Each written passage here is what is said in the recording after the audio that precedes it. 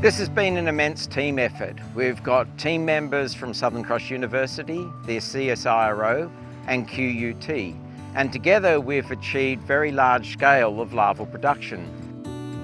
We've raised more than 8 million healthy larvae in the floating larval pools, and we've now released those larvae onto damaged sections of the reef.